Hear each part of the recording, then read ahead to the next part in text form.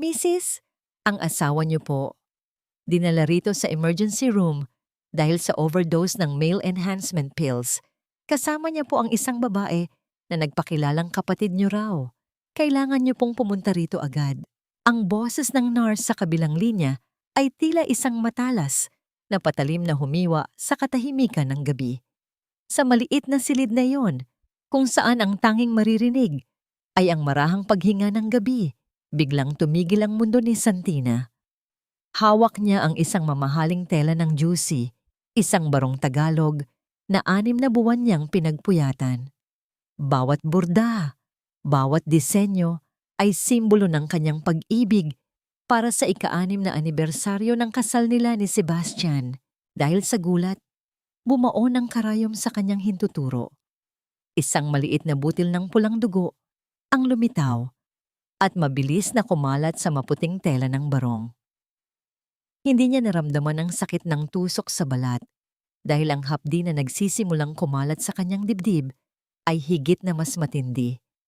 Ang puting tela na dapat ay simbolo ng dangal ng kanyang asawa, ngayon ay nabahiran na ng dugo at dumi ng pagtataksil. Sonia, ang bunsong kapatid na itinuring niyang higit pa sa sarili niyang buhay.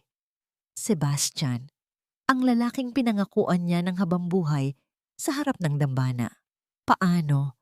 Bakit sa lahat ng sakit, ito pa ang ibibigay nila sa kanya? Nanginginig ang mga tuhod ni Santina habang nagmamadaling lumabas ng kanilang maliit na talyer. Ang bawat hakbang patungo sa ospital ay tila paglakad sa ibabaw ng nagbabagang pako. Pagdating niya sa sulyap pa lamang ng mga tao sa paligid, naramdaman na niya ang bigat ng kahihiyan. Ang mga bulong ng mga nurse at tingin ng mga gwardiya ay tila mga latigo na humahampas sa kanyang pagkatao. Sa dulo ng hallway, nakita niya ang kanyang biyenan, si Doña Esmeralda. Ang matanda ay nakatayo, ng tuwid. Suot ang kanyang mamahaling perlas, ngunit ang mukha nito ay puno ng puot. Hindi pag-aalala para sa anak ang nakita ni Santina, kundi ang galit ng isang reynang nabaon sa kahihiyan. Santina, napakawalang hiya mong babae. Ang boses ni Doña Esmeralda ay umalingaw-ngaw sa buong palapag. Bago pa man makapagsalita si Santina, isang malakas na sampal ang dumapo sa kanyang pisngi. Ang lakas ng impact ay sapat na upang mapaling ang kanyang ulo at tumama ang kanyang labi sa pader. Lasang kalawang ang kanyang bibig, ang lasa ng sarili niyang dugo. Mama, bakit po? Hindi ko po maintindihan. Ang paos na bulong ni Santina habang hawak ang namamagang pisngi. Huwag mo akong matawag-tawag na mama.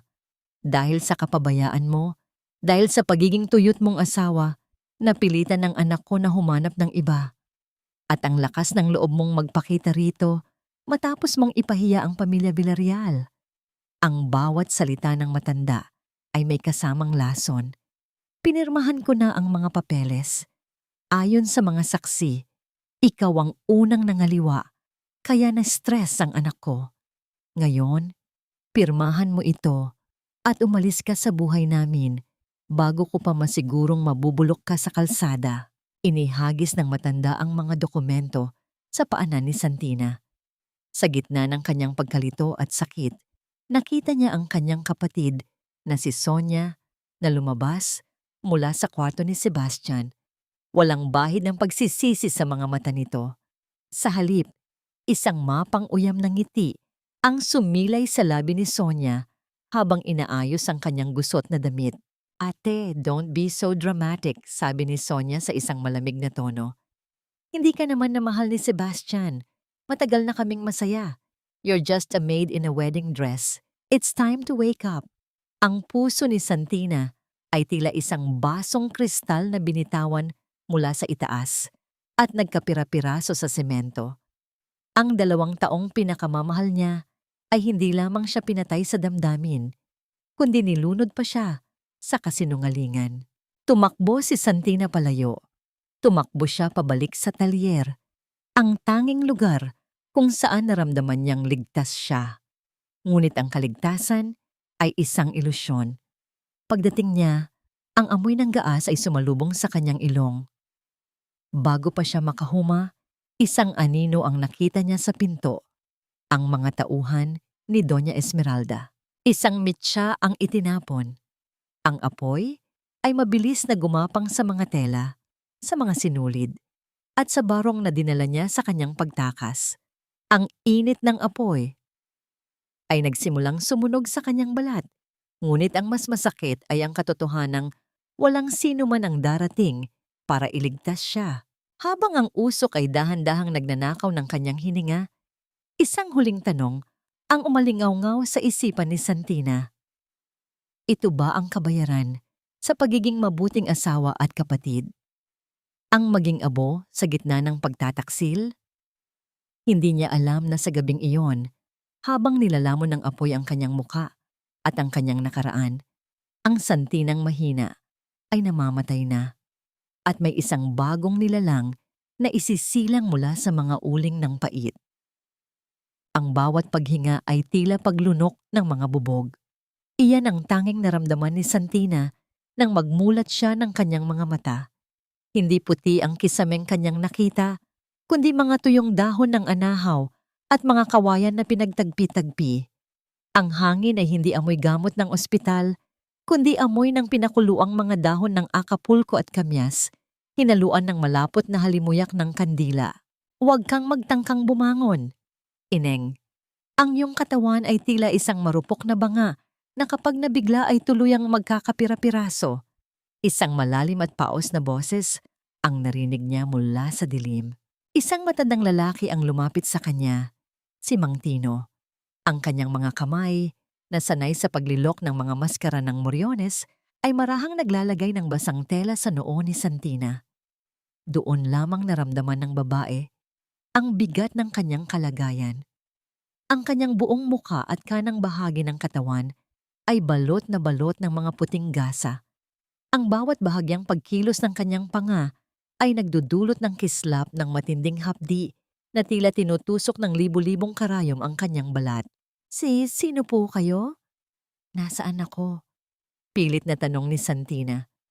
Ang sarili niyang boses ay tila galing sa ilalim ng lupa.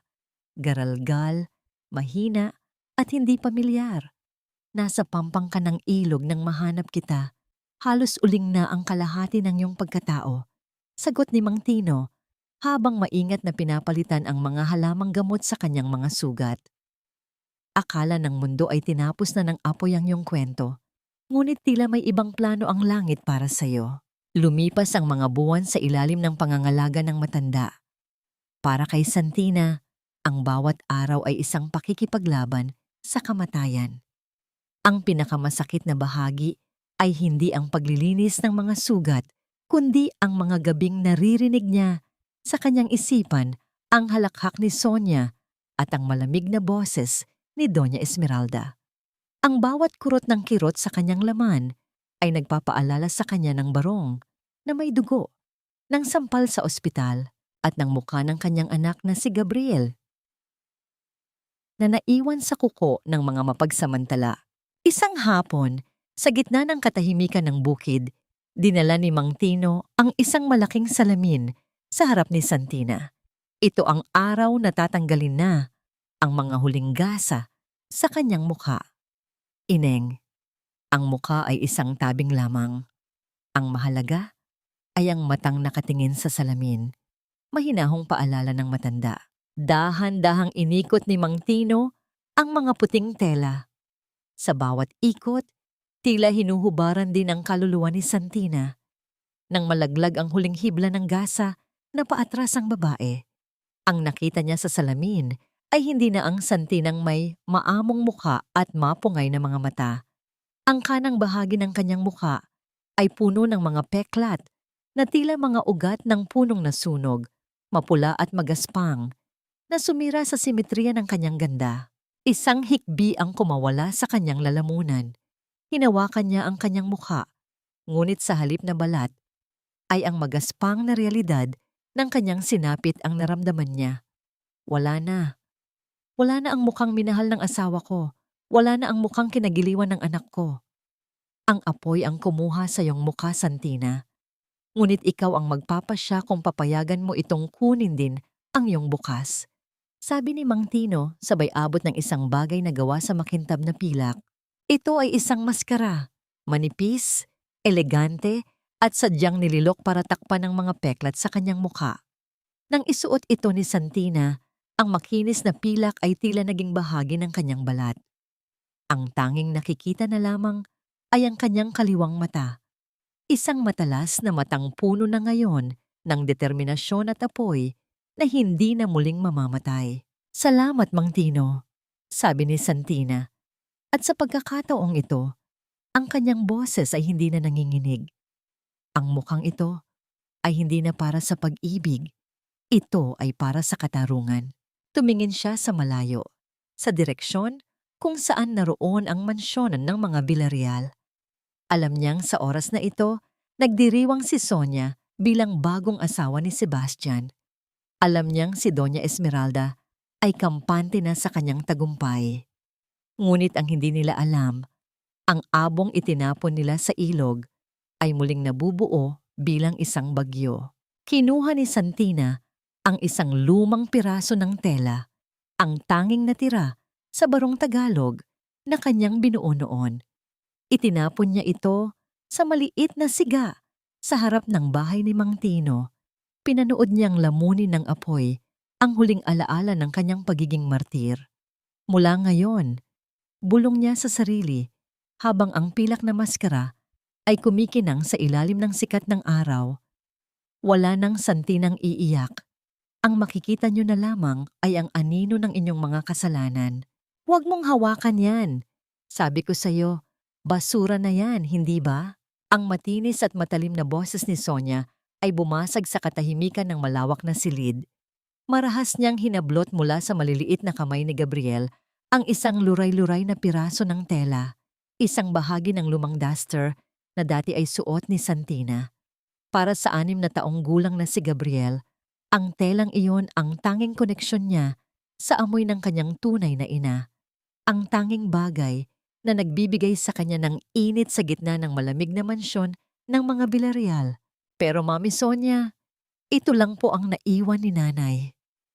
Ang nangangatog na sagot ni Gabriel, ang kanyang mga mata ay punong-puno ng luha na pilit niyang hindi pinalalaglag dahil alam niyang mas magagalit ang babaeng nasa harap niya. Isang mapait na tawa ang kumawala sa mga labi ni Sonia.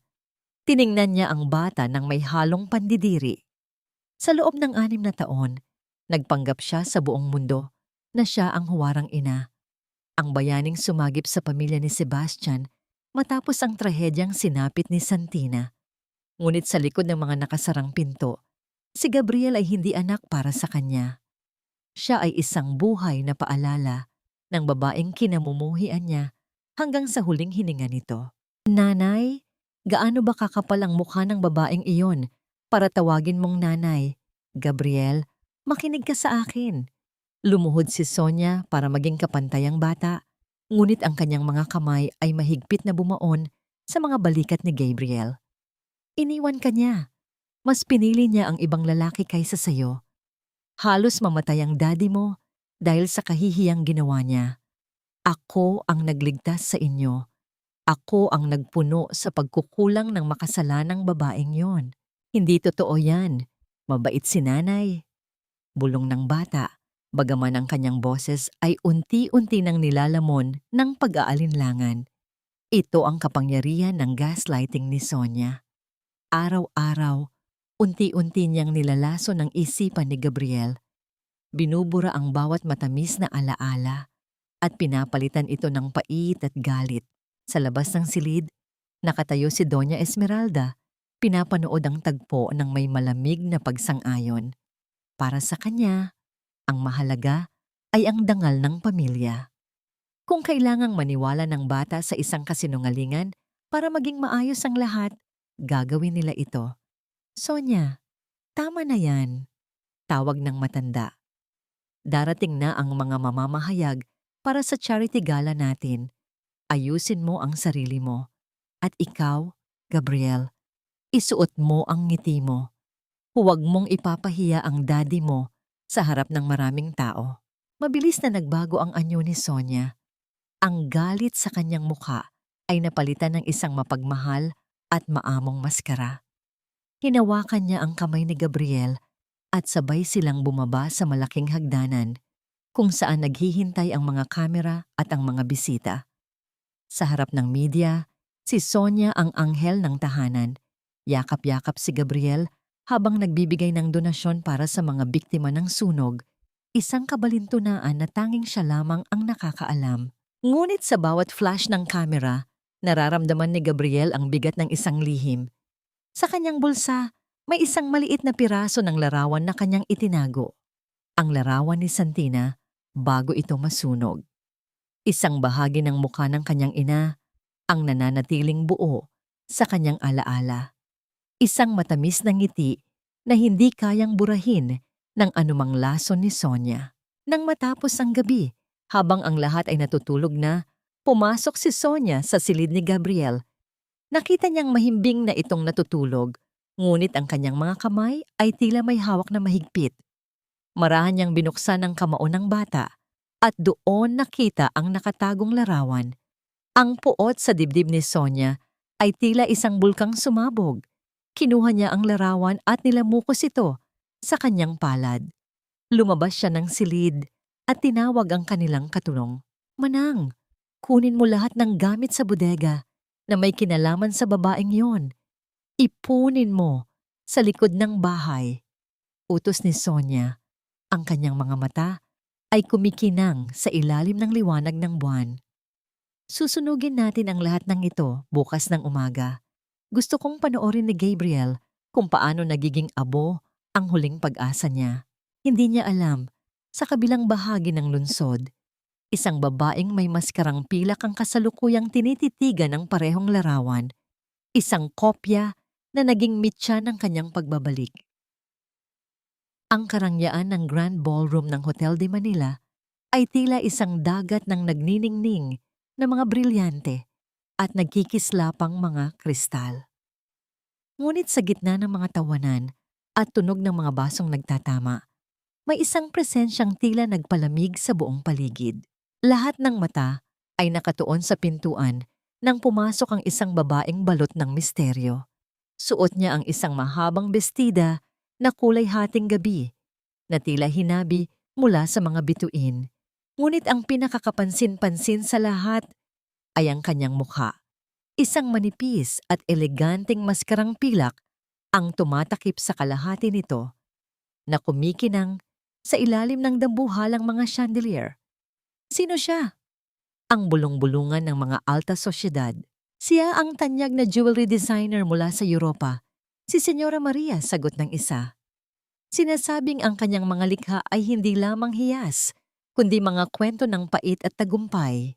Sa kabilang dako ng ballroom, nakatayo si Sebastian kasama si Sonia. Suot ni Sebastian ang isang barong na gawa sa pinakamahal na tela, ngunit ang kanyang mga mata ay tila walang buhay, malayo sa masayang lalaking nakilala ni Santina 6 na taon na ang nakalilipas. Sa tabi niya, si Sonia ay tila isang reynang kampante. Suot ang mga hiyas na ninakaw niya mula sa dangal ng kanyang kapatid. Naramdaman ni Santina na ngayon ay kilala bilang Maria, ang mabilis na pagtibok ng kanyang puso. Ang bawat hakbang niya sa makinis na sahig ay tila isang martsa patungo sa digmaan. Nang makita niya si Sebastian, isang bahagi ng kanyang kalooban ang gustong sumigaw, gustong tumakbo at itanong kung bakit siya nito pinabayaan. Ngunit ang pilak na maskara ay naroon upang paalalahanan siya. Ang pag-ibig ay patay na. Tanging ang katarungan na lamang ang natitira. Good evening, Villarreal family. Ang malumanay ngunit may awatoridad na boses ni Maria ang pumutol sa pag-uusap ng mag-asawa. Lumingon si Sebastian. Sa sandaling magtama ang kanilang mga paningin, tila tumigil ang pag-inog ng mundo para sa kanya. Ang kaliwang mata ng babaeng nasa kanyang harap.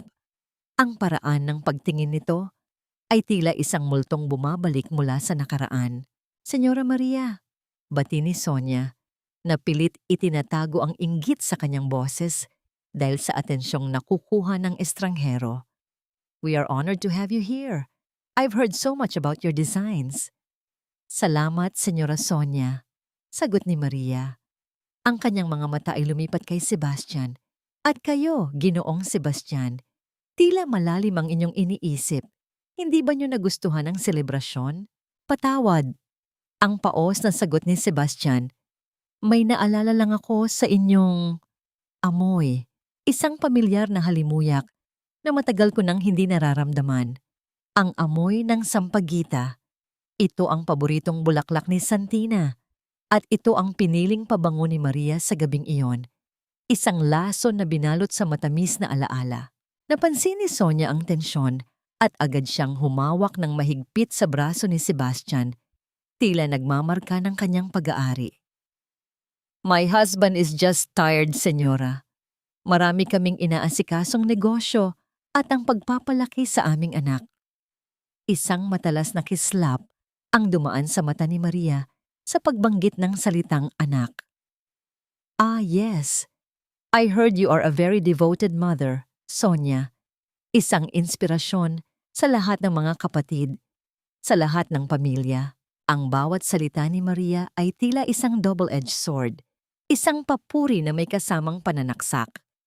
Bago pa makasagot si Sonia, isang announcer ang tumawag sa lahat para sa pagsisimula ng auction. Excuse me, sabi ni Maria bago tumalikod. Ngunit bago siya tuluyang lumayo, sandali siyang lumingon kay Sebastian at bumulong. Huwag kayong mag-alala, Ginoo. Ang mga multo ay hindi laging nananakit. Minsan, bumabalik lang sila para bawiin ang nararapat para sa kanila.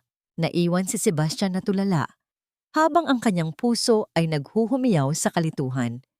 May kung anong puwersa sa babaeng iyon na humihila sa kanya. Isang bagay na hindi niya maipaliwanag. Habang si Sonia naman ay naramdaman ng unang kurot ng takot.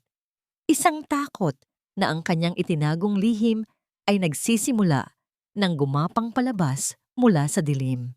Huwag mong hayaang lasunin ng estrangherong yon ang isipan mo, Sebastian. Ako ang narito nang iwan ka niya nang walang pasabi. Ako ang nagpunas ng luha mo habang nilulunod mo ang sarili mo sa alak dahil sa kahihiyang idinulot ni Santina. Ang boses ni Sonia ay parang isang marahang himig ng kundiman, ngunit ang bawat salita ay may dalang lason.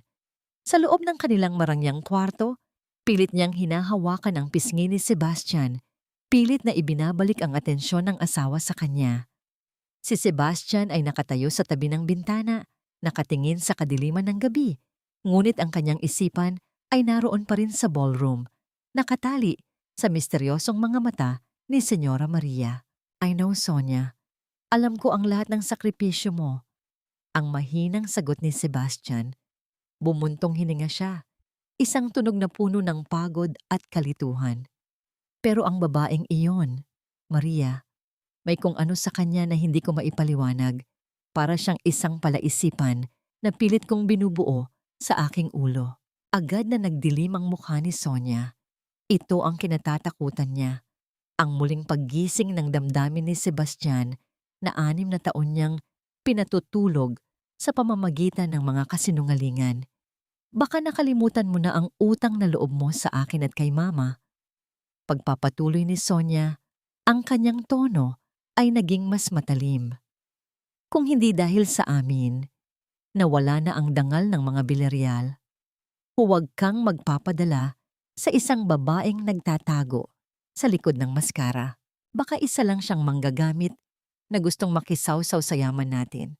Habang nangyayari ang tensyon sa pagitan ng mag-asawa sa kabilang panig ng lungsod, si Santina ay tahimik na nakaupo sa harap ng kanyang altar. Inalis niya ang kanyang pilak na maskara, inilalantad ang kanyang mga peklat sa liwanag ng isang kandila.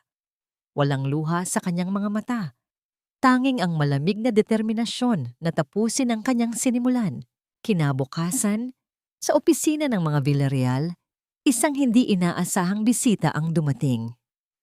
Si Doña Esmeralda ay abalang tinitingnan ang mga ulat ng kanilang bumabagsak na negosyo sa real estate nang pumasok ang kanyang sekretarya, hatid ang isang pulang sobre na may tatak ng ginto. Senyora Maria is here to see you, madam. sabi ng sekretarya. Hindi nagtagal, pumasok si Santina. Sa pagkakataong ito, suot niya ang isang puting terno na tila sumisigaw ng kapangyarihan at yaman. Ang bawat hakbang niya ay may tunog ng sapatos na tumatama sa dekalidad na marmol. Isang tunog na nagbibigay ng babala sa sinumang makikinig. Doña Esmeralda, napansin ko ang inyong mga huling proyekto, panimula ni Maria habang marahang umuupo sa harap ng matanda. Mukhang kailangan nyo ng isang malakas na kakampi para muling itayo ang dangal ng inyong kumpanya. At ako ay may sapat na puhunan para gawin iyon. Nanliit ang mga mata ni Doña Esmeralda. Ang kanyang kasakiman ay unti-unting lumalamang sa kanyang pag-aalinlangan. At ano naman ang kapalit nito, Senyora Maria? Walang libre sa mundong ito, lalo na sa negosyo. Isang mapait na ngiti ang sumilay sa labi ni Maria sa likod ng kanyang maskara. Ang tanging gusto ko lang ay ang inyong tiwala. Gusto kong mamuhunan sa inyong pinakamalaking subdivision project. 1 bilyong piso, bukas na bukas din, ay ililipat ko sa account ng mga Villarreal. Napatigil ang matanda. Ang halagang binanggit ni Maria ay sapat na upang maligtas sila sa pagkakabangkarote. Sa kanyang isipan, nakikita na niya ang muling pag-akyat ng kanilang pangalan sa listahan ng pinakamayayaman sa bansa. Bakit mo ito ginagawa? Tanong ni Esmeralda. Dahil naniniwala ako sa utang na loob. Sagot ni Maria, ang kanyang boses ay puno ng merya. Gusto kong makita kung paano niyo pinapahalagahan ang mga taong tumutulong sa inyo. Inabot ni Maria ang isang dokumento, ang kontrata ng kanilang partnership. Habang hawak ni Doña Esmeralda ang panulat, hindi niya alam na ang bawat letrang kanyang isusulat ay isang hakbang patungo sa sarili nilang bitag. Ngunit bago pa man maidikit ang dulo ng panulat sa papel, bumukas ang pinto at pumasok si Sonia, bakas ang pangamba sa kanyang mga mata. Mama, huwag! Huwag mong pirmahan yan! Ano ba ang problema mo, Sonia? Wala kang alam sa negosyo kaya huwag kang makialam. Bulyaw ni Doña Esmeralda. Ang kanyang mga mata ay nanlilisik. Habang tinititigan ang manugang na humahangos papasok ng opisina, ang matanda na ang tanging Diyos ay salapi at reputasyon ay hindi kayang palampasin ang 1 bilyong pisong pamumuhunan, lalo pat mula ito sa isang kilalang figura tulad ni Senyora Maria. Para kay Esmeralda, ang mga pangamba ni Sonia ay walang basehan at isang sagabal sa kanyang pag-angat. Mama, hindi niyo ba nakikita? Ang babaeng yan, wala tayong alam sa kanyang nakaraan. Paano kung isa itong panlilin lang? Ang boses ni Sonia ay nanginginig, hindi dahil sa galit, kundi dahil sa isang hindi maipaliwanag na takot na gumagapang sa kanyang dibdib sa tuwing nakikita niya ang maskara ni Marie. Kalmadong, nakaupo si Santina. Ang kanyang porma ay tila isang reynang nagmamasid sa 2 asong nag-aagawan ng buto. Marahan niyang tinapik ang kanyang mga daliri sa armrest ng silya, isang tahimik na pagpapahayag ng kapangyarihan.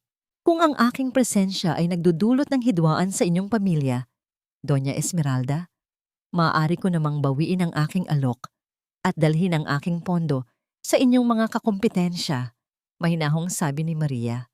Tumayo siya, inaayos ang kanyang terno na tila handa nang umalis. Isang matinding pagkataranta ang dumaan sa mukha ng matanda. Agad niyang inilapat ang panulat sa papel at mabilis na pumirma. Hindi, senyora. Ang aking manugang ay masyado lamang emosyonal ngayon. Tinatanggap ko ang iyong pamumuhunan. Inabot niya ang dokumento kay Maria ng may pagmamalaki. Tinitigan ni Sonia ang dokumento na tila ba ito ay isang hatol ng kamatayan. Bago pa siya makapagsalita, nagpaalam na si Maria, nag-iiwan ng isang nakakapasong na ngiti na lalong nagpadilim sa isipan ni Sonia. Kinabukasan, bilang pagdiriwang sa bagong partnership, isang maliit na salusalo ang ginanap sa mansyon ng mga Villarreal. Ito ang unang pagkakataon Napapasok muli si Santina sa bahay na minsan niyang tinawag na tahanan. Bawat sulok ay puno ng alaala. Ang pader, kung saan nakasabit noon ang kanilang mga litrato.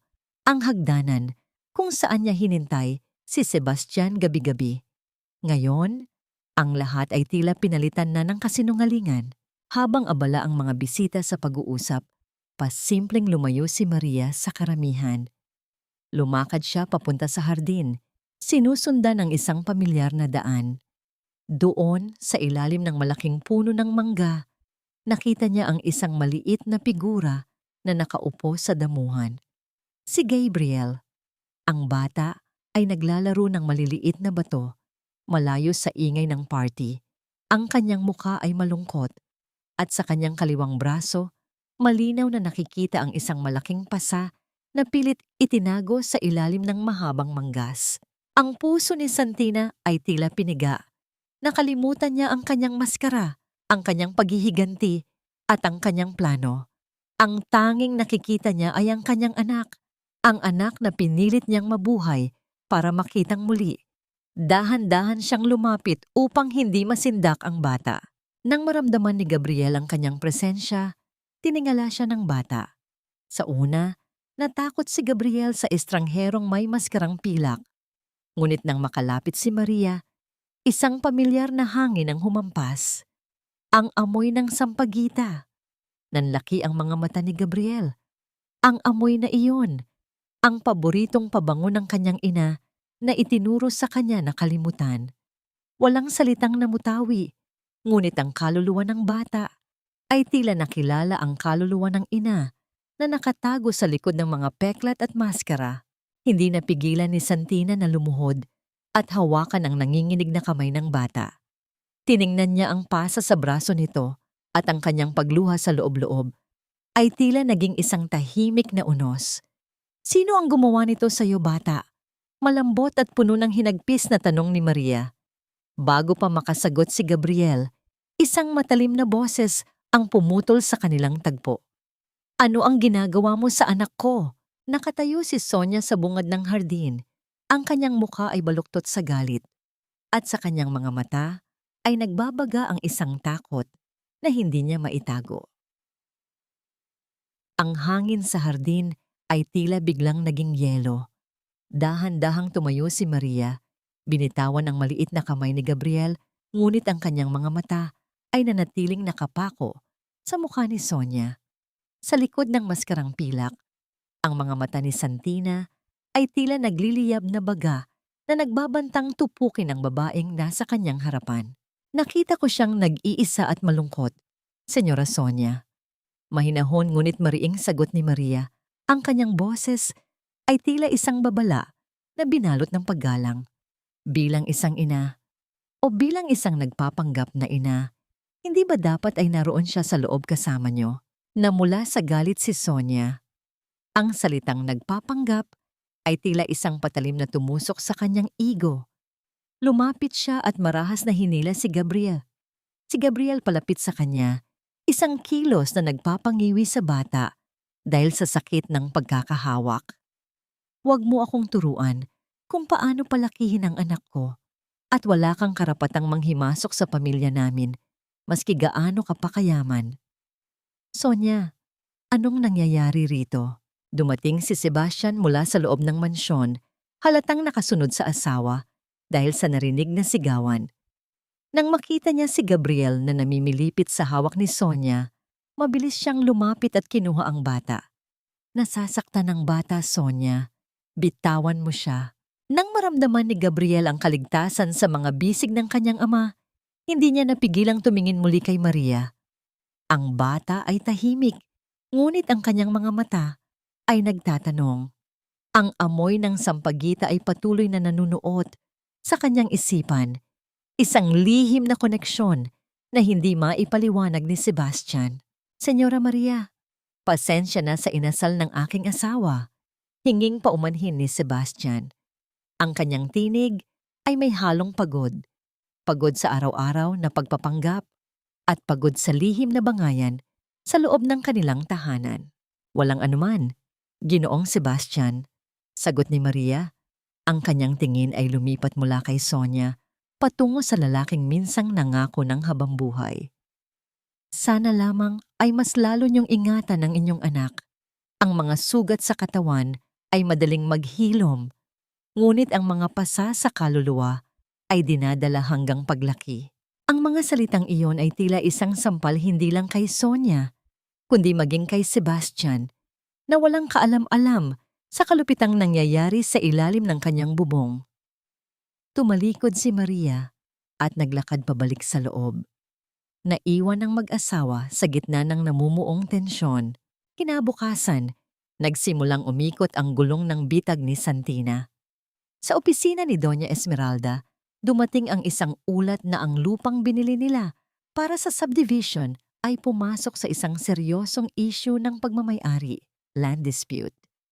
Ang perang ininvest ni Maria ay automatikong nailock sa bangko bilang bahagi ng legal protocol.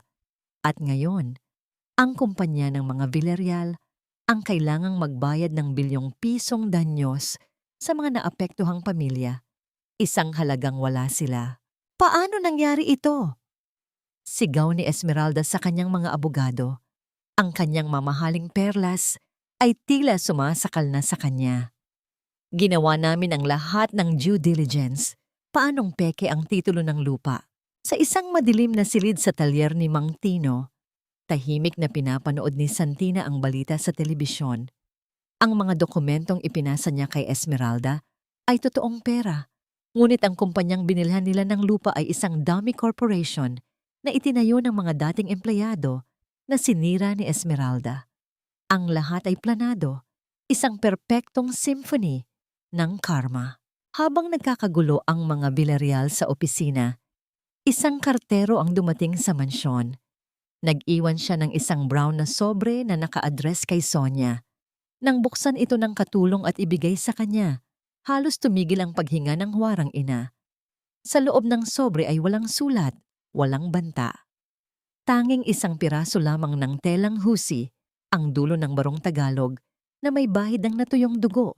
Ang telang, inaakala niyang naging abo na 6 na taon na ang nakararaan. Nabitawan ni Sonia ang sobre. Ang kanyang mga tuhod ay nangatog sa matinding takot. Hindi maaari. Patay na siya. Sa sandaling iyon, ang tunog ng telepono sa sala ay umalingaw-ngaw. Nang sagutin ito ni Sonia ng may nanginginig na kamay, isang pamilyar ngunit malamig na boses ang narinig niya mula sa kabilang linya. Ang apoy ay hindi laging pumapatay, Sonia. Minsan, ito ay naghuhubog lamang ng mas matalim na patalim. Ang gabi ay tila isang mabigat na kumot na bumalot sa mansyon ng mga Villarreal. Matapos matanggap ang piraso ng barong at ang nakapangingilabot na tawag, hindi na mapakali si Sonia. Paroot parito siya sa loob ng kanilang kwarto. Ang kanyang isip ay tila isang pugad ng mga nagwawalang putakti. Patay na si Santina. Sigurado siya roon. Nakita niya kung paano lamunin ng apoy ang talyer. Ngunit sino ang nagpadala ng telang iyon? Ano ba ang nangyayari sa iyo, Sonia? Kanina ka pa hindi mapakali. Bumukas ang pinto ng banyo at lumabas si Sebastian, nagpupunas ng buhok gamit ang tuwalya. Ang kanyang tinig ay may bakas ng inis.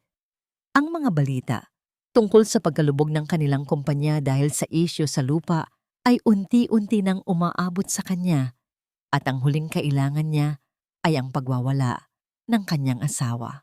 Mabilis na itinago ni Sonia ang sobre at ang piraso ng tela sa loob ng kanyang drawer.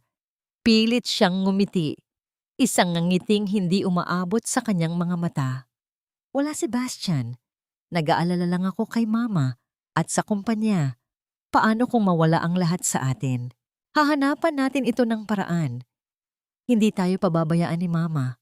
Sagot ni Sebastian. Kahit na sa loob-loob niya ay alam niyang mas malalim ang problema kaysa sa inaakala nila. Naglakad siya patungo sa kanyang closet para kumuha ng damit pantulog. Habang naghahalungkat siya sa pinakailalim ng kanyang drawer, isang bahaging bihira niyang buksan. Ang kanyang mga daliri ay nakapa sa isang maliit na kahoy na kahon. Kumunot ang noo ni Sebastian. Kinuha niya ito at marahang binuksan. Sa loob ay isang lumang rosaryo na gawa sa kahoy ng nara at isang nakatuping liham na nanilaw na sa paglipas ng panahon. Ito ang huling sulat na ibinigay sa kanya ni Santina noong bago sila ikasal. Isang bagay na itinago niya bago ang sunog at nakalimutan na dahil sa mga kasinungalingang itinanim ni Sonia sa kanyang isipan.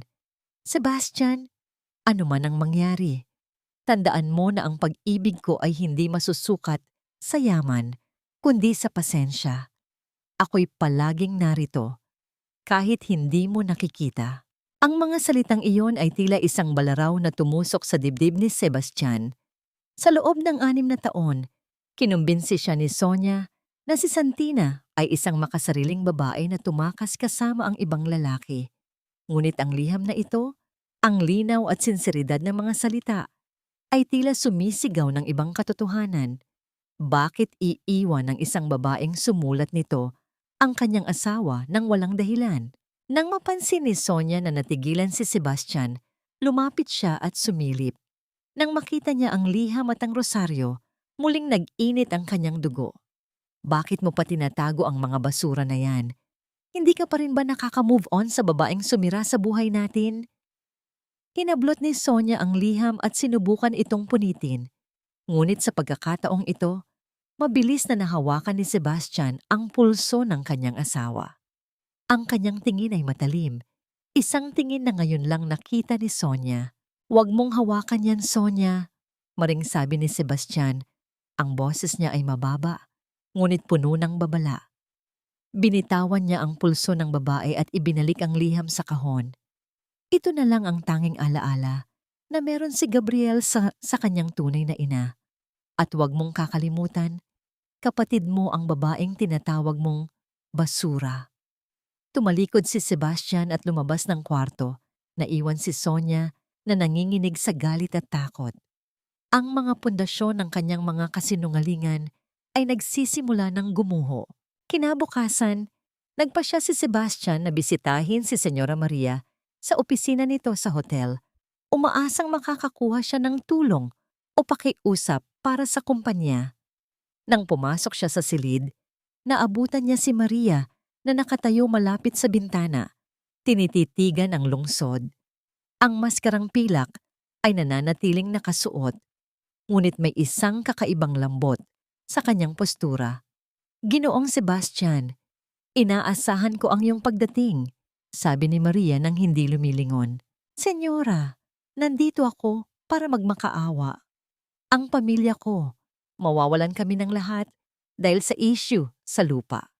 Pakiusap, bawiin niyo ang inyong pondo o tulungan niyo kaming i-settle ang utang." Ang dating mapagmataas na Sebastian ay ngayon ay nakayuko. Inilulunok ang kanyang pride. Lumingon si Maria. Ang kanyang kaliwang mata ay may halong lungkot at galit. Naglakad siya palapit kay Sebastian, napakalapit. Naamoy na amoy muli ng lalaki ang pamilyar na halimuyak ng sampagita. "Bakit mo isinasakripisyo ang iyong dangal para sa isang pamilyang binuo sa kasinungalingan, Sebastian?" Pabulong na tanong ni Maria. Itinaas niya ang kanyang kamay at dahan-dahang hinawakan ang braso ng lalaki. Isang paghawak na tila nagdala ng 1,000 kuryente sa katawan ni Sebastian. "Sigurado ka ba na ang mga taong ipinaglalaban mo ngayon ay hindi ang mismong mga taong nanunog sa iyong nakaraan?" Natigilan si Sebastian. Ang init ng palad ng babae, ang pamilyar na amoy, at ang bigat ng kanyang mga salita ay nagsama-sama upang lumikha ng isang nakakabinging katanungan sa kanyang isipan. Bago pa siya makasagot, bumukas ang pinto at iniluwan nito si Sonia. Ang kanyang mga mata ay nanlilisik sa selos at galit nang makita ang malapit na distansya ng dalawang. "Sebastian, anong ginagawa mo rito?" Ang tinig ni Sonia ay tila basag na kampana na umalingaw-ngaw sa buong silid. Mabilis siyang lumapit. Ang kanyang mga takong ay lumilikha ng matatalim na tunog sa sahig. Marahas niyang hinila ang braso ni Sebastian palayo kay Maria. Ang kanyang mga mata ay nag-aapoy sa pinaghalong takot at matinding selos. Kalmadong umatras ng isang hakbang si Maria. Walang bakas ng pagkagulat o kaba sa kanyang tindig. Sa likod ng kanyang pilak na maskara, ang kanyang mga mata ay nanonood lamang. Tila isang direktor na pinagmamasdan ng mga aktor na sumusunod sa kanyang script. Nandito ako para kausapin si Senyora Maria tungkol sa kumpanya, Sonia. Kailangan natin ng tulong niya, paliwanag ni Sebastian, ngunit may inis sa kanyang tono dahil sa iskandalong ginagawa ng asawa sa harap ng ibang tao. Tulong? O baka naman may iba kayong ginagawa? Bulyaw ni Sonia, hindi na mapigilan ang pag-inog ng kanyang paranoia. Binalingan niya si Maria at tinuro ito. Ikaw, simula nang dumating ka, puro kamalasan na ang nangyari sa pamilya namin. Sino ka ba talaga? Bakit mo kami sinisira? Isang malamig na ngiti ang sumilay sa labi ni Maria. Senyora Sonia, ang kamalasan ay hindi dumarating ng walang dahilan. Minsan, ito ay simpleng anihan lamang ng mga binhing itinanim niyo sa nakaraan at tungkol sa aking pagkatao. Ako ay isang negosyante. Kung ang inyong pamilya ay hindi marunong mag-ingat sa kanilang mga sikreto, hindi ko na yon kasalanan. Ang salitang sikreto ay tila isang balang tumagos sa dibdib ni Sonia. Namutla siya. Ang piraso ng barong na may dugo, ang tawag sa telepono, at ngayon, ang mga salita ni Maria. Unti-unti niyang napagtatanto na ang babaeng nasa harap niya ay hindi lamang isang simpleng mamumuhunan. Umalis si Sebastian, hinatak si Sonia palabas ng opisina dahil sa matinding kahihiyan. Ngunit ang lason ng pagdududa na itinanim ni Maria sa isip ng lalaki ay patuloy na gumagapang sa kanyang sistema. Nang gabing iyon, sa mansyon ng mga Villarreal, ang tensyon ay umabot sa sukdulan. Umuwi si Doña Esmeralda na mukhang 10 taon ang itinanda. Ang mga bangko ay nagbanta na kukunin ang kanilang mga ari-arian kung hindi sila makakabayad sa loob ng 1 linggo. Sa gitna ng kaguluhang ito, si Gabriel ay tahimik na naglalaro sa kanyang kwarto. Ngunit ang bata, na laging naghahanap ng atensyon na ipinagkait sa kanya, ay hindi sinadyang mabasag ang isang porselanang florera na pag-aari ni Doña Esmeralda habang tumatakbo. Ang tunog ng nabasag na salamin ay tila hudyat ng pagsabog. Dumating si Sonia, ang kanyang pasensya ay ubos na ubos na. Nang makita ang paboritong florera ng kanyang biyenan na sira-sira, ang lahat ng kanyang galit, takot at pagkabigo ay ibinuhos niya sa bata. Wala kang kwentang bata ka. Katulad ka rin ng nanay mong tanga. Sigaw ni Sonia. Hinawakan niya ang braso ni Gabriel at marahas itong kinaladkad palabas ng kwarto. Ang bata ay umiiyak at nagmamakaawa. Ngunit bingi si Sonia sa kanyang mga hikbi. Dinala niya si Gabriel sa lumang bodega sa likod ng mansyon. Isang madilim, maalikabok, at malamig na kwarto kung saan itinago ang mga lumang gamit. Pumasok si Sonia. Itinulak ang bata sa sahig at walang awang isinara ang pinto mula sa labas. Maririnig ang kalansing ng padlock na ikinabit niya rito. Diyan ka matulog para matuto kang mag-ingat. Sigaw niya bago umalis. Iniwan ang bata sa gitna ng dilim. Sa loob, si Gabriel ay nanginginig sa takot. Umiiyak at tinatawag ang kanyang tunay na ina. Ngunit sa hindi kalayuan, sa labas ng bakod ng mansyon, may isang figurang nagmamasid sa dilim. Si Santina, na pasikretong sinusundan ang mga galaw sa mansyon, ay nakita ang lahat. Ang pag-iyak ng kanyang anak ay tila punyal na paulit-ulit na itinusok sa kanyang puso. Hindi na siya makapaghihintay pa sa perpektong plano. Ang kanyang kalikasan bilang ina ay nanaig. Ginamit niya ang mga lumang susi na itinago niya noong siya ay nakatira pa roon at tahimik na nakapasok sa likod bahay. Nang mabuksan ni Santina ang bodega, isang maliit na figura ang mabilis na yumakap sa kanyang mga binti. Mama, natatakot po ako, bulong ni Gabriel sa gitna ng kanyang pag-iyak. Lumuhod si Santina at niyakap ang anak ng mahigpit. Naramdaman ang pagtibok ng maliit nitong puso laban sa kanyang dibdib. Shh! Nandito na ako, anak. Hindi na kita iiwan. Sa sandaling iyon, hindi siya si Senyora Maria na may maskarang pilak. Siya si Santina, ang inang handang sunugin ng mundo para sa kanyang anak. Ngunit bago pa man sila makalabas ng tuluyan, isang ilaw mula sa flashlight ang tumama sa kanilang direksyon. Sino yan? Isang matapang na boses mula sa gwardya ng mansyon ang bumasag sa katahimikan ng gabi. Ang sinag ng flashlight ay tila isang matalim na sibat na naghihiwa sa dilim ng gabi. Nasilaw si Santina. Sa isang iglap, ang kanyang dibdib ay parang dinagana ng malaking bato. Kung mahuhuli siya ngayon, masisira ang lahat. Higit sa lahat, tuluyan ng kukunin si Gabriel mula sa kanya. At sa pagkakataong ito, hindi na niya mababawi ang anak. Mabilis na isinukbit ni Santina ang kanyang itim na balabal upang takpan si Gabriel. At sa tulong ng kadiliman ng bodega, inikot niya ang katawan upang magtago sa likod ng isang malaking lumang aparador. Ang bata ay tahimik, ramdam ang bigat at takot sa mga bisig ng nagliligtas sa kanya, bagaman amoy na amoy niya pa rin ang halimuyak ng sampagita na nagbibigay sa kanya ng kapayapaan. Sino yan? Lumabas ka dyan! Bulyaw ng gwardiya. Ang hakbang nito ay papalapit ng papalapit sa nakabukas na pinto ng bodega. Ang puso ni Santina ay tila martilyo sa kanyang lalamunan. Pumikit siya ng mariin, pilit na inaalala ang bawat sulok ng mansyon. Alam niya ang lugar na ito, bawat tisa, bawat bintana. May isang maliit na lagusan malapit sa sahig, ang lumang daluyan ng hangin na pinadaan niya noon upang makatakas sa kalupitan ng mga matatanda. Bago pa man makapasok ng tuluyan ng gwardiya, may isang pusang nagulat at mabilis na tumalon mula sa itaas ng mga kahon patungo sa bintana na lumikha ng ingay. Lumingon ang gwardiya sa kabilang direksyon, sinusundan ng ingay ng pusa. Iyon ang pagkakataon na hinihintay ni Santina. Mabilis at tahimik niyang hinila si Gabriel patungo sa likod ng bodega. Kailangan mo munang maging matapang, Gabriel. Bulong ni Santina sa bata. Ang kanyang boses ay nanginginig, ngunit puno ng determinasyon. Babalikan kita.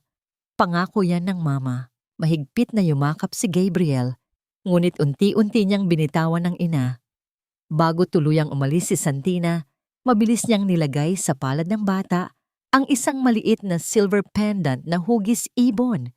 Tumakas siya sa dilim, naiwan si Gabriel. Ngunit sa pagkakataong ito, ang bata ay hindi na umiiyak. Mayroon na siyang hawak na patunay na hindi siya nag-iisa. Kinabukasan, isang formal na imbitasyon ang ipinadala ni Senyora Maria sa mga Villarreal para sa isang business recovery dinner. Ginanap ito sa isang pribado at mamahaling restaurant. Si Doña Esmeralda, na desperado na sa pag-asang maisalba ang kumpanya, ay dumalo kasama sina Sebastian at Sonia. Ang hangin sa loob ng kwarto ay puno ng pilit na ngiti at nagkukunwaring paggalang. Nakaupo si Maria sa dulo ng mahabang mesa. Ang kanyang maskarang pilak ay kumikinang sa ilalim ng malamlam na ilaw, tila isang hukom na handang magbaba ng hatol. Senyora Maria, nagpapasalamat kami sa pagkakataong ito. Panimula ni Doña Esmeralda, sinusubukang itago ang kaba sa kanyang boses. Sana ay mapag-usapan natin kung paano maisasaayos ang aberya sa pondo. Inangat ni Maria ang kanyang baso ng alak, marahang pinaikot ang pulang likido sa loob. Ang aberya, Doña Esmeralda, ay hindi isang aksidente. Ito ay bunga ng isang pundasyon na itinayo sa kasinungalingan at nakaw na yaman. Tumahimik ang lahat. Ang bawat salita ni Maria ay tila may pabigat. Binalingan niya si Sonia na nakaupo ng tuwid at halatang hindi mapakali. Katulad ng isang talyer halimbawa, patuloy ni Maria, ang kanyang tono ay dahan-dahang lumalamig. Akala ng iba, ang apoy ay naglinis ng lahat. Ngunit ang totoo, ang apoy ay nag-iwan ng mga peklat na kailanman ay hindi mabubura. Hindi ba, Sonia? Namutla si Sonia. Ang kanyang mga mata ay nanlaki habang nakatitig sa babaeng nakamaskara. Ano ang pinagsasasabi mo? Naalala ko lamang ang isang kwento, sagot ni Maria habang nakangiti ng bahagya. Tumayo siya at dahan-dahang naglakad palibot sa mesa, huminto sa likod mismo ng upuan ni Sonia. Isang kwento tungkol sa isang babae na ikinulong ang kanyang kapatid sa loob ng isang talyer. Isang babae na ang huling sinabi bago ihagis ang mitya ay, "You're just a maid in a wedding dress. It's time to wake up." Ang mga salitang yon, ang eksaktong mga salitang binanggit ni Sonia kay Santina bago ang sunog. Nabitawan ni Sonia ang kanyang tinidor. Ang tunog ng metal na tumama sa plato ay umalingaw-ngaw na tila kulog sa loob ng tahimik na silid.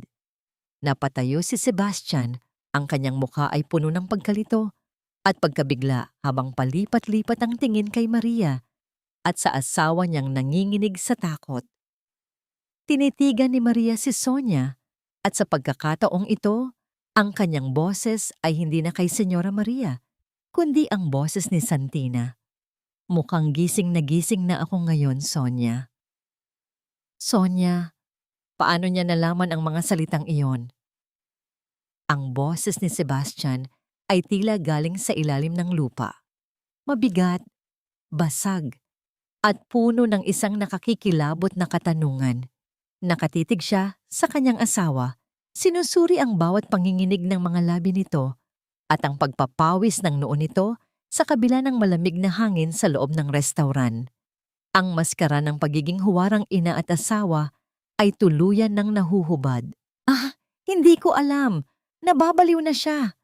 Sebastian, maniwala ka sa akin? Gawa-gawa niya lang yan para sirain tayo. Pilit na inabot ni Sonia ang kamay ng lalaki. Ngunit sa unang pagkakataon, sa loob ng 6 na taon, umiwas si Sebastian. Ang pag-iwas na yon ay tila isang malakas na sampal sa pagkatao ni Sonia. Sa kabilang dulo ng mesa, marahas na hinampas ni Doña Esmeralda ang lamesa, hindi na inalintana ang iskandalo. Tumigil kayong dalawa. Wala akong pakialam sa mga kwentong bayan na yan. Senyora Maria, nandito tayo para pag-usapan ang pera ko. Ang bilyong piso na na-freeze sa bangko dahil sa pekeng titulo ng lupa. Marahang umupo muli si Maria. Walang bakas ng awa sa kanyang nag-iisang matang nakikita. Tiningnan niya ang matanda na tila isang insekto na nakulong sa kanyang sapot. Wala ng pera, Doña Esmeralda. Kalmadong sagot ni Maria. Ang bawat pantig ay tila yelong idinadampi sa balat ng mga Villarreal. Ang kumpanyang nagbenta sa inyo ng lupa ay isang dummy corporation. Pag-aari ko ito. Ang lahat ng perang inilabas ng mga Villarreal ay ibinayad na bilang danyos sa mga inosenteng pamilyang inagawan ninyo ng lupa at pinabayaan ninyong magutom noon.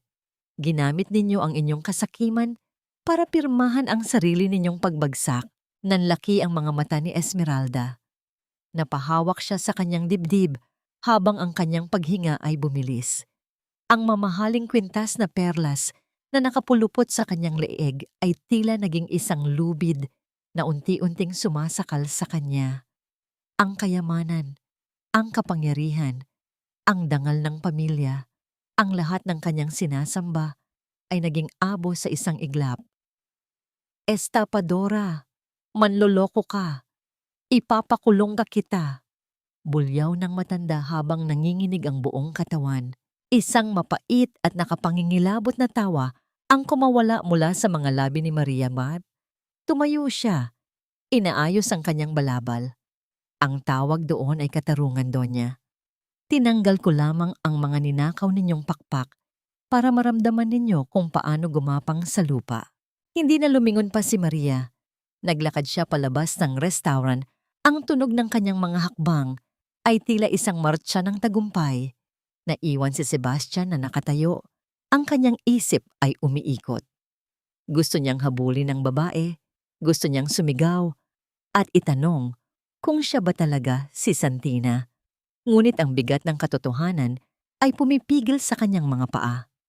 Kung si Maria ay si Santina, ibig sabihin ay nabuhay siya sa isang kasinungalingang sinadya upang saktan ang kaisa-isang babaeng nagmahal sa kanya ng totoo. Nang gabing iyon, bumalik ang mga Villarreal sa kanilang mansyon na tila mga talunang sundalo. Walang nagsasalita. Ang malaking bahay na dati ay simbolo ng kanilang karangyaan ngayon ay tila isang malamig na nitsyo. Nakatulala si Esmeralda sa sofa habang si Sonia ay panay ang kagat sa kanyang mga kuko. Ang utak ay naghahanap ng paraan upang makatakas. Ngunit ang gabi ay hindi pa tapos maningil. Mula sa labas, mga ilaw na kulay asul at pula ang naghahalinhinan sa pagpinta sa puting pader ng mansyon. Ang mabilis at mabibigat na yabag ng mga bota ay narinig sa sementadong daanan. Bago pa man makapag-utos si Esmeralda sa mga katulong, bumukas ang malaking pinto. Pumasok ang mga pulis na may dalang mga papel. Ang kanilang mga mukha ay seryoso at walang emosyon. Doña Esmeralda Villarreal at Sonia Villarreal, panimula ng opisyal na nangunguna sa grupo. May hawak kaming warrant of arrest para sa inyong dalawa dahil sa malawakang estafa at corporate fraud. At Senyora Sonia, huminto ang opisyal at tumingin ng diretso sa mata ng nanginginig na asawa ni Sebastian. Mayroon din kaming subhina para sa muling pagbubukas ng kaso ng panununog 6 na taon na ang nakakalipas. May isang bagong testigo na lumutang na nagpapatunay na hindi aksidente ang pagkamatay ni Santina sa loob ng talyer. Kayo ang pangunahing suspek sa kasong murder. Nanghina ang mga tuhod ni Sonia at tuluyan siyang bumagsak sa sahig. Sa sandaling iyon, alam niyang ang apoy na kanyang sinindihan noon ay siya na mismong tutupok sa kanya ngayon. Ang bawat tunog ng kadena na kumakalansing sa paligid ng mga kamay ni Sonia ay tila isang malakas na sigaw ng nakaraan. Habang kinakaladkad siya ng mga pulis palabas ng mansyon, ang kanyang mga mata ay ligaw na naghahanap ng kaligtasan. Tumingin siya kay Doña Esmeralda, ngunit ang matanda ay tila isang estatwang bato, nakatulala sa kawalan habang ang kanyang sariling mga kamay ay pilit ding pinuposasan. Sebastian, tulungan mo ako! Walang katotohanan ng mga ito. Inimbento lang ito ng babaeng yon dahil gusto kanya. Ang pagsigaw ni Sonia ay tila huling hininga ng isang nalulunod, ngunit walang dumating na tulong. Si Sebastian ay nakatayo sa tuktok ng hagdanan, yakap-yakap ang anak na si Gabriel. Ang kanyang mga mata, na dati ay puno ng pagkalito, ngayon ay puno na ng matinding hapdi at pagsisisi. Nakita niya ang takot sa mga mata ng kanyang anak. Ang takot na dulot ng mga taong dapat ay nagbibigay dito ng proteksyon. Sa bawat hagulgol ni Sonia, lalong tumitindi ang katiyakan sa puso ni Sebastian. Ang babaeng minahal niya noon ay hindi namatay dahil sa aksidente, kundi pinatay ng mga taong pinagkatiwalaan niya. Habang umaalis ang mga sasakyan ng pulis, isang itim na kotse ang dahan-dahang huminto sa harap ng tarangkahan ng mansyon. Bumukas ang pinto at lumabas si Maria. Sa ilalim ng liwanag ng buwan, ang kanyang pilak na maskara ay kumikinang na tila isang talang nagbibigay ng hustisya sa gitna ng kadiliman. Hindi siya nagsalita. Naglakad siya patungo kay Sebastian at Gabriel. Sa bawat hakbang, ang tensyon sa pagitan ng dalawang matanda ay tila isang kwerdas na malapit nang maputol. Totoo ba? Ang paos na tanong ni Sebastian nang makalapit si Maria. Ikaw ba? Ikaw ba si Santina?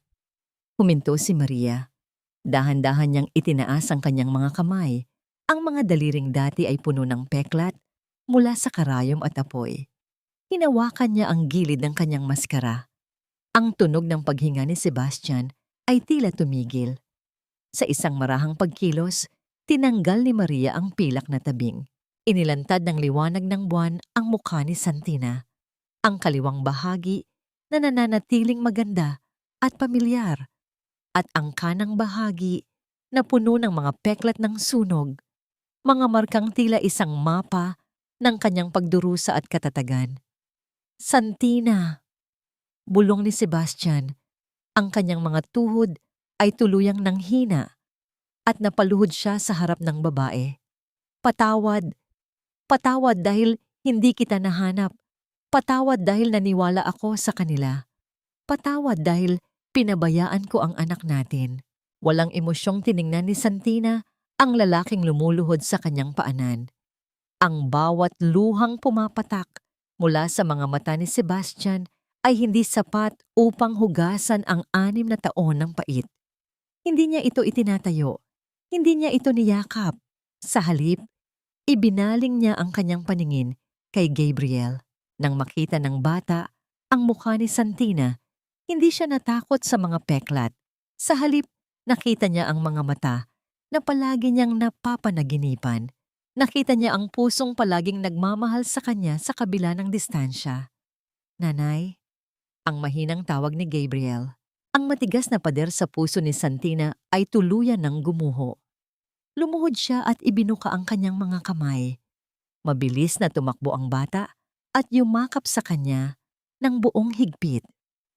Sa sandaling iyon, ang lahat ng yaman sa mundo, ang lahat ng paghihiganti, at ang lahat ng sakit ay naglaho. Tanging ang init ng yakap ng kanyang anak ang mahalaga. Nandito na ang nanay, Gabriel. Hindi na tayo muling magkakahiwalay. Bulong ni Santina habang ang kanyang sariling mga luha ay dahan-dahang dumadaloy sa kanyang pisngi. Tiningnan ni Santina si Sebastian na hanggang ngayon ay nakayuko pa rin sa lupa. Ang patawad, Sebastian, ay hindi isang salita na madaling bitawan. Ang hustisya ay natapos na ngayong gabi, ngunit ang paghihilom ay ngayon pa lamang magsisimula.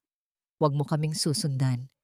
Hayaan mong mahanap muli ng anak ko ang kapayapaan na kinuha niyo sa kanya.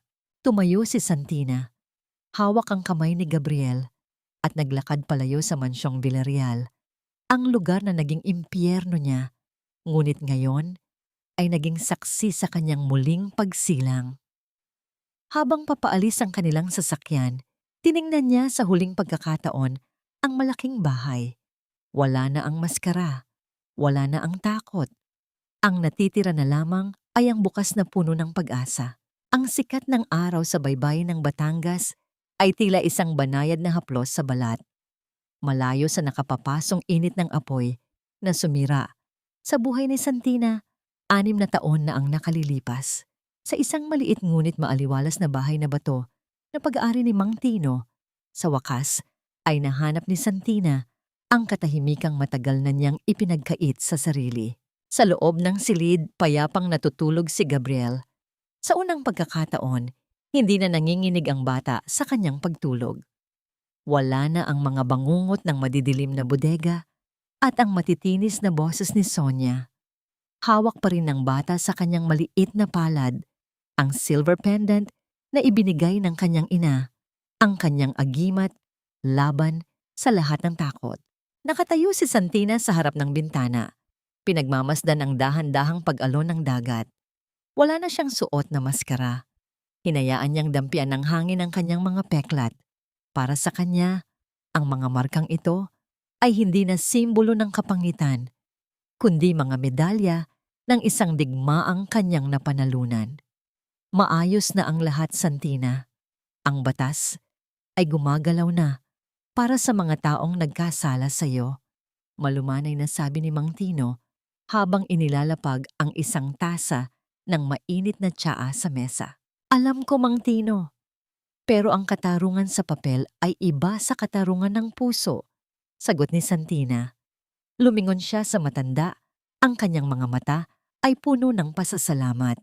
Salamat po sa hindi pag-iwan sa akin nung ako ay abo pa lamang. Habang namumuhay sa kapayapaan ng mag-ina, ang lungsod naman ay niyanig ng balita ng pagbagsak ng mga Villarreal. Ang mansyon na dati ay sentro ng kapangyarihan ay selyado na ngayon ng mga bangko. Si Doña Esmeralda, sa loob ng kanyang selda, ay hindi na nakikilala ang sinuman. Ang kanyang isipan ay tuluyan ng bumigay dahil sa matinding kahihiyan at pagkawala ng kanyang yaman. Si Sonia naman ay naghihintay ng hatol. Iniwan ng lahat ng kanyang mga kaibigan at maging ng kanyang sariling abogado dahil sa kawalan ng pambayad. Si Sebastian ay naiwang mag-isa sa isang maliit na apartment. Ibinenta niya ang lahat ng kanyang natitirang ari-arian upang bayaran ang mga utang na iniwan ng kanyang ina. Isang hapon, habang nag-aayos siya ng kanyang mga gamit, natagpuan niya ang isang lumang kahon. Sa loob nito ay ang barong Tagalog na binuo ni Santina para sa kanilang anibersaryo. Ang telang may bahid ng dugo at bahagyang nasunog sa gilid. Niyakap ni Sebastian ang tela. Isinasara ang kanyang mga mata habang nilalanghap ang natitirang amoy ng nakaraan. Alam niyang wala na siyang karapatang humingi ng isa pang pagkakataon. Ang bawat pagkakamali niya ay tila isang pader na hindi na niya kayang tibagin. Nagpasya si Sebastian na sumulat ng huling liham. Hindi ito liham ng panliligaw o pagmamakaawa na bumalik ang babae. Ito ay isang legal na dokumento kung saan isinusuko niya ang lahat ng kanyang karapatan sa mga natitirang pondo ng pamilya para sa kinabukasan ni Gabriel at isang taos-pusong pag-amin sa kanyang mga pagkukulang. Makalipas ang ilang linggo, binuksan ni Santina ang kanyang unang healing center para sa mga kababaihang biktima ng karahasan. Sa labas ng gusali, walang malaking karatula ng kanyang pangalan. Ang tanging nakasulat ay, "Ang inyong mga sugat ay inyong lakas." Habang nagtuturo siya sa mga kababaihan kung paano gumawa ng mga alahas, isang pamilyar na kotse ang huminto sa tapat ng center. Bumaba si Sebastian, dala ang isang maliit na paso ng mga sariwang sampagita. Hindi siya pumasok. Iniwan niya lamang ang mga bulaklak sa may pintuan kasama ang isang maliit na note.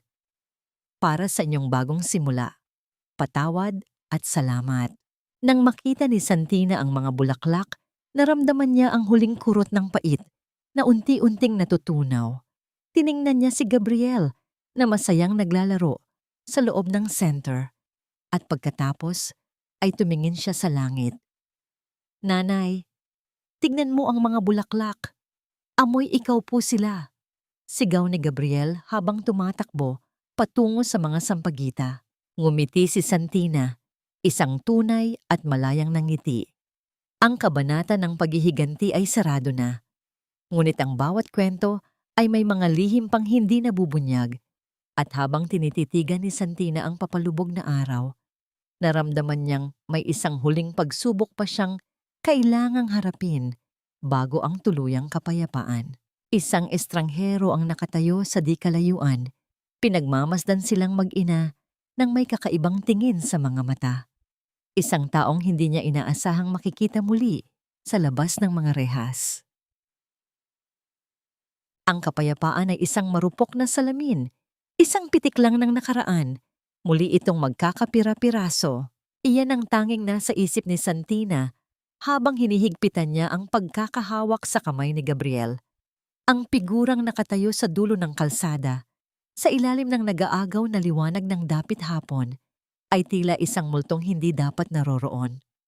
Ang suot nito ay luma at maduming damit, malayo sa mga mamahaling seda na dating balot sa kanyang katawan. Ngunit ang mga matang puno ng inggit at baliw na pagnanasa ay hindi kailanman magbabago. Si Sonia, dapat ay nasa loob siya ng rehas. Dapat ay nagbabayad siya sa kanyang mga kasalanan. Ngunit doon siya, nakatayo, nanginginig ang mga balat at ang buhok ay tila pugad ng ibon. Sa tulong ng huling natitirang koneksyon ni Doña Esmeralda, nakalabas siya gamit ang isang medical bail dahil sa di umano'y hindi matatag na kaisipan. "Ate, ang ganda mo pa rin, kahit may mga uling na sa mukha mo." Ang boses ni Sonia ay tila isang kalansing ng kinakalawang na bakal. Isang nakapangingilabot ng ngiti ang sumilay sa kanyang mga labi habang dahan-dahang lumalapit. Mabilis na hinarangan ni Santina si Gabriel. Itinago ang bata sa likuran ng kanyang katawan. Naramdaman niya ang panginginig ng maliliit na kamay ng anak. At ang panginginig na yon ang nagpaalab muli sa apoy sa kanyang dibdib. Hindi na siya ang santinang iiyak at magmamakaawa. Huwag kang lalapit, Sonia. Tapos na ang laban. Wala ka nang makukuha rito, mariing sabi ni Santina. Ang kanyang boses ay hindi nanginginig, bagkus ay puno ng awtoridad na tila isang reynang nagbabanta sa isang kaaway. Wala na? Paanong wala na? Humagalpak ng tawa si Sonia, isang tawang walang katuwaan, kundi puno ng pait. Kinuha mo ang lahat sa akin. Ang asawa ko, ang yaman ko, ang pangalan ko, pati si Gabriel, kinuha mo sa akin. Hindi mo kailanman pag-aari ang bata, Sonia. Ginamit mo lang siya para sa sarili mong kasakiman. Sagot ni Santina. Umalis ka na, bago ko patawagin ang mga awtoridad. Ngunit hindi natakot si Sonia. Sa halip may kinuha siya mula sa kanyang bulsa, isang lumang lighter. Ang mismong lighter na ginamit niya 6 na taon na ang nakalilipas. Ang tunog ng pag-click nito ay tila isang mitya na sumisindi sa trauma ni Santina. Ang bawat kislap ng maliit na apoy ay tila nagbabalik sa init ng nagbabagang talyer. Sabi nila, ang apoy ang lumikha sa iyo, ate. Tingnan natin kung ang apoy din ba ang kukuha sa iyo ngayon. Bulong ni Sonia, ang kanyang mga mata ay nanlalaki sa baliw na tuwa. Ngunit bago pa man maihagis ni Sonia ang lighter patungo sa mga tuyong halaman sa harap ng center, isang mabilis na anino ang humarang. Si Sebastian. Dumating siya, hindi bilang isang asawa, kundi bilang isang lalaking gustong itama ang lahat ng kanyang pagkakamali. Marahas niyang hinawakan ang kamay ni Sonia at pilit na kinuha ang lighter. Tama na, Sonia. Tapusin na natin ito. Sigaw ni Sebastian. Ang galit sa kanyang boses ay hinaluan ng matinding pagkamuhi sa kanyang sarili dahil sa pagpapabulag sa babaeng ito noon. Sebastian, para sa atin ito. Para makuha natin muli ang lahat. Ang huling hiyaw ni Sonia habang kinakaladkad siya palayo ng mga gwardya na tinawag ni Santina. Ang kanyang boses ay unti-unting lumalayo hanggang sa tanging ang ihip na lamang ng hangin ang marinig. Naiwan silang tatlo sa katahimikan. Huminto si Sebastian, hinihingal, at tinitigan ng kanyang mag-ina. Gusto niyang lumapit, gusto niyang humingi muli ng tawad, ngunit nang makita niya ang matatag na tindig ni Santina at ang mahigpit na yakap nito kay Gabriel, alam niyang hindi na siya ang bayani sa kwentong ito. Ang bayani ay ang babaeng nakaligtas sa apoy ng mag-isa. Dahan-dahang tumalikod si Sebastian at naglakad palayo. Iniwan ang mga sampagita sa lupa. Sa loob ng center, dinala ni Santina si Gabriel sa harap ng isang malaking salamin. Hinawakan niya ang peklat sa kanyang mukha at ang pisngi ng kanyang anak. Anak, tandaan mo ito, bulong ni Santina, habang ang huling sinag ng araw ay tumatama sa kanilang refleksyon. Ang tunay na liwanag ay hindi galing sa apoy na naninira, kundi sa pag-ibig na naghihilom. Malaya na tayo. Sa sandaling iyon, ang lahat ng pait ay tuluyan ng natunaw. Ang katarungan ay hindi lamang ang pagkukulong sa mga masasama, kundi ang kakayahang tumingin sa salamin at makita ang isang taong buo, matatag, at handang magmahal muli. Ang bawat dapit hapon ay hindi na hudyat ng takot para kay Santina, kundi isang paalala ng pag-asa. Lumipas ang 1 taon mula nang tuluyang gumuho ang kaharian ng mga Villarreal at sa dalampasigan ng Batangas, ang bawat pag-alon ng dagat ay tila naghuhugas sa mga huling bakas ng pait at abo. Sa loob ng isang tahimik at payapang pasilidad para sa mga may karamdaman sa isip, ang dating mapagmataas na si Doña Esmeralda ay nakaupo sa isang silya malapit sa bintana.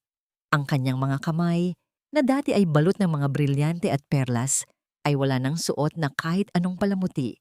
Tinititigan niya ang kanyang sariling refleksyon sa salamin, ngunit hindi na niya kilala ang babaeng nasa harap niya.